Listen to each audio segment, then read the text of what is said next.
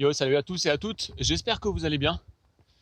On se retrouve pour un petit format un peu spécial, parce qu'en ce moment j'ai pas trop le temps de tourner des vidéos en intérieur, du coup on en profite ici pour se balader pendant la pause du midi et pour tourner une petite vidéo.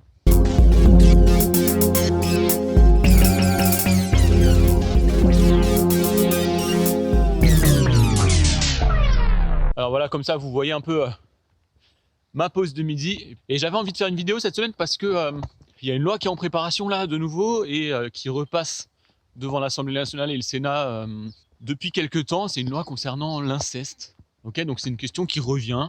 Et puis on entend un peu tout sur cette loi et sur l'inceste de manière générale. Donc voilà, petite vidéo un peu sans prétention, parce que je suis pas juriste ni spécialiste de la loi, mais c'est des questions qu'on peut avoir et c'est des sujets, en tout cas des thématiques, comme vous le savez, que je peux être amené à rencontrer de près, parfois. Ok ? Donc, sujet de l'inceste, simplement, puisque sur Internet, on trouve pas mal de trucs, mais en tout cas, un peu vous donner mon sentiment par rapport à ça, voilà. Alors, c'est toujours dommage de parler d'un sujet seulement quand il fait l'actualité. Là, c'est parce qu'il y a eu un livre qui a dénoncé des faits, il y a eu d'autres ouvrages qui sont parus, etc. Et donc, voilà, le gouvernement a dû se saisir du sujet. Donc c'est un peu dommage que ça vienne toujours comme ça, d'un coup il y a des hashtags, etc. Alors que c'est des choses qui se passent régulièrement, voire très régulièrement. Et que voilà, c'est dommage qu'il faille attendre ça, mais bon, mieux vaut tard que jamais. Voilà, il y a des lois qui sont en préparation. Ce qu'on entend beaucoup notamment, c'est que l'inceste n'est pas puni pénalement. Okay, il n'est pas reconnu par la loi au niveau pénal pour l'instant, et donc qu'il faut faire une loi, etc.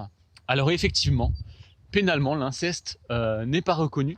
Il a commencé à être reconnu pénalement, en tout cas dans notre ère actuelle, assez tard, il n'y a pas longtemps, quoi. Mais ça ne veut pas dire qu'il n'existait pas avant et que les personnes n'étaient pas sanctionnées quand elles commettaient ce type d'infraction, en fait. C'est ça le gros truc, c'est que souvent on se dit, voilà, c'est pas puni pénalement, donc les personnes, il y a une sorte d'immunité, voilà, c'est pas reconnu. Et donc, les personnes ne sont pas sanctionnées quand elles pratiquent l'inceste, notamment sur des mineurs, etc. C'est faux, ça. Alors, il n'était pas en tant que tel dans la loi. Pour l'instant, c'était depuis 2016 ou 2018, il me semble, c'était une circonstance aggravante. Donc voilà, c'était viol. Et puis, du coup, on avait commencé à mettre inceste pour dire que c'était une circonstance aggravante. Mais en fait, ça existe depuis tout le temps. Hein. C'est pénalement répréhensible et c'est considéré comme un viol avec circonstance aggravante, puisque la personne a un ascendant sur sa victime. Okay, alors là, en l'occurrence, du coup, pour l'inceste, c'est un ascendant familial. Okay, avant, du coup, ça rentrait dans la catégorie des autres viols avec ascendant. Donc, si par exemple, c'était un patron ou un professeur ou ce genre de choses qui commettait ce genre d'infraction, c'était un autre type de circonstance aggravante qui, du coup, faisait que la personne risque plus. Donc, là, en gros, l'ascendant et le fait que ce soit une personne de la même famille, en fait, c'était déjà sanctionné, en quelque sorte.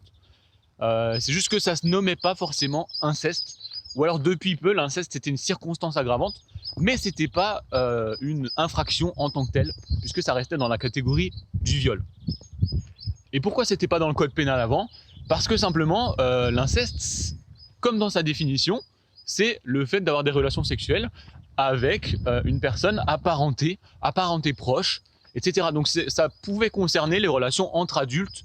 Donc forcément, à l'époque, en tout cas, ceux qui ont réfléchi à la loi, ils se sont dit l'inceste, comme c'est pas que spécifique pour les cas notamment de viol d'enfants, etc. C'est pas que spécifique à ça. Ça concerne aussi des adultes. Et à l'époque, alors c'est il y a quelques dizaines d'années maintenant, voire même plus, mais on se disait que si c'est des adultes qui sont consentants, on ne peut pas forcément pénaliser l'inceste puisque c'est des relations entre adultes. Parfois, effectivement, il pouvait y avoir, je ne sais pas, un homme qui avait des relations avec la mère et sa fille, mais c'était deux adultes consentantes. Alors même si ça paraît bizarre et même si ça paraît aujourd'hui peu éthique et peu recommandable, c'était pas pénalement répréhensible, mais ça apparaissait dans le code civil. Okay, dans le code civil, puisque le code civil, c'est le code qui régit un peu les relations entre les personnes, pas au niveau des infractions, mais vraiment au niveau des relations. Et le code civil, il disait que si par exemple, imaginons, tu as des relations avec quelqu'un de ta parenté proche et qu'il y a un enfant qui en est. Alors, relation entre deux adultes, hein, ici. S'il y a un enfant qui en est, le code civil il disait qu'on ne pouvait pas reconnaître légalement cette union. Donc, on ne pouvait pas marier des parents proches ou on ne pouvait pas reconnaître l'enfant issu de l'union de deux personnes qui étaient de parenté proches. Ça, c'était ce que disait la loi. Donc, il y avait quand même l'interdit de l'inceste qui était plus ou moins, en tout cas, de l'inceste global, qui était plus ou moins reconnu à travers ces lois, puisqu'on ne donnait pas de statut légitime à ce genre de relation. Ok. Et puis là, du coup, il y a eu des cas, effectivement, de viol d'enfants intrafamiliaux. Hein, on parle, sur cette chaîne, parfois, on parle de violence intrafamiliale. Là, clairement, c'était du viol intrafamilial auprès des mineurs. Et c'est ça, finalement, qui a fait que les législateurs, ils aient dû s'en occuper, ok, spécifiquement pour le cas des mineurs. Donc, ça, voilà, c'est pour le contexte un peu historique de la chose. Maintenant, toujours est-il qu'en ce moment, il y a une loi qui est en préparation, okay, qui doit être étudiée par les députés, les sénateurs, par le Parlement simplement, qui doit décider si cette loi, enfin, qui doit créer une loi, en fait, ils doivent proposer une loi. Donc là, le but, c'est qu'ils étudient la loi, qu'ils proposent des aménagements, des nuances, etc., pour justement qu'on aboutisse à une loi autour, alors plus généralement, de tout ce qui est protection des mineurs, notamment par rapport à des agressions de ce type, mais pas forcément que. Okay. Et c'est pour ça qu'on en arrive à une loi globale où on parle un peu de la question de l'inceste. Alors voilà, pour l'instant, en tout cas, là où ça en est, alors il y a deux propositions différentes, une proposée par des députés et une proposée par des sénateurs, okay, puisque chacun veut un peu être force de proposition, et puis c'est comme ça qu'on fait une loi, on verra laquelle passe à la fin, avec quels amendements, quels ajustements, etc. Ce qui peut être intéressant dans cette loi, et ce qu'on doit en retenir pour l'instant, en tout cas dans la proposition, c'est que la loi qui est en train de passer, elle dit que de toute manière, un enfant avant 15 ans, un mineur du coup avant 15 ans, il ne pourra pas être reconnu comme consentant pour une relation sexuelle. Okay, ça c'est pour n'importe quelle relation entre un enfant de moins de 15 ans et un adulte. Il y a plus cette... on va plus forcément aller questionner si l'enfant était consentant ou pas consentant. De base, l'enfant sera considéré comme pas consentant. Okay, ça prend en compte le discernement des enfants, etc. Il y a une clause quand même qu'ils veulent rajouter qui s'appelle la clause Roméo et Juliette, je crois, qui dit que voilà, si par exemple elle a 14 ans, il y a une personne qui a 14 ans et l'autre qui a 18 ans, voilà, et que c'est vraiment une relation amoureuse, etc., ce sera étudié à chaque fois dans chaque cas, et du coup, voilà, il n'y aura pas forcément d'infraction reconnue pour ce genre de fait, ou en tout cas de culpabilité reconnue. Mais ça, pour l'instant, c'est en préparation. Ce qui est intéressant dans cette loi, c'est que du coup, ça c'est pour les relations globales, extra-familiales, etc. La loi, elle va plus loin dans le cas de l'inceste. La loi qui est proposée, c'est qu'elle veut pénaliser et dire qu'un mineur, de toute manière, ne sera jamais considéré comme consentant pour des relations intrafamiliales avant 18 ans. Okay, donc ça, c'est quand même un grand pas en plus. Et là, du coup, c'est là où on parle d'inceste. Que du coup, pour l'inceste, il n'y ait pas d'âge où on se dit, voilà, on va étudier le consentement du ou de la jeune parce qu'elle a 15-16 ans, peut-être qu'elle a été consentante pour que son père, son oncle ou j'en sais rien, ils se fassent des trucs ensemble. Non, du coup, la loi, elle dit que dans une famille, parce que du coup, il y a quand même des comment est-ce qu'on peut dire ça? Dans une famille, il y a quand même des relations qui sont parfois à garder, des enjeux derrière qui sont plus importants, en tout cas qui sont plus enfermants et qui laissent moins de marge de manœuvre à un consentement libre et éclairé. Et c'est pour ça qu'ils veulent légiférer et dire que dans le cas d'une relation, d'un inceste, simplement d'un inceste, avec un mineur ou une mineure, et du coup, le mineur ne sera jamais considéré comme consentant dans ce cas-là. Et ça, c'est quand même une grande avancée. Et je pense que c'était nécessaire, en tout cas, de rajouter ça. Alors après, est-ce qu'on n'aurait pas pu juste parler du consentement quand il y a un ascendant, simplement, quand il y a un ascendant familial? On aurait juste pu peut-être dire que, effectivement, dans ce cas-là, le consentement, on considère que c'est pas avant 18 ans.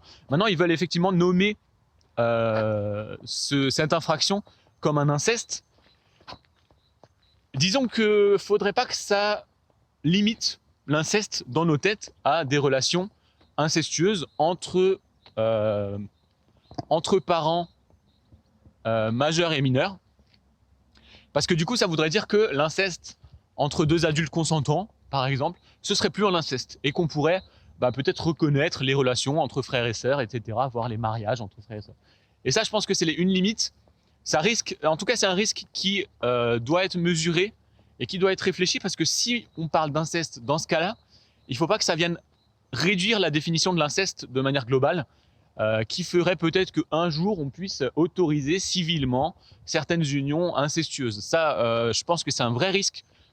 Et c'est pour ça que ça doit encore être débattu, hein. Ce qui est cool, c'est que du coup, l'Assemblée et le Sénat ont souvent des positions un peu différentes, et puis surtout, ils vont nourrir leurs réflexions mutuellement, ils vont étudier la loi, et puis ils vont essayer de trouver ce qui est le plus adapté, puisque du coup, c'est quand même une loi qui est censée protéger les mineurs. Donc voilà un peu pour la question de l'inceste. Je ne sais pas si ça a répondu à certaines de vos questions, si c'est un sujet qui vous a plu, si vous aviez un peu suivi ça.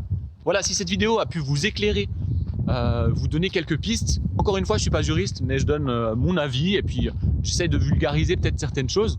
J'espère avoir été clair. Si cette vidéo vous a plu, n'hésitez pas à la partager, vous abonner, mettre un pouce, etc. Moi, ça m'aide. Et puis, on se retrouve très vite pour de nouveaux sujets.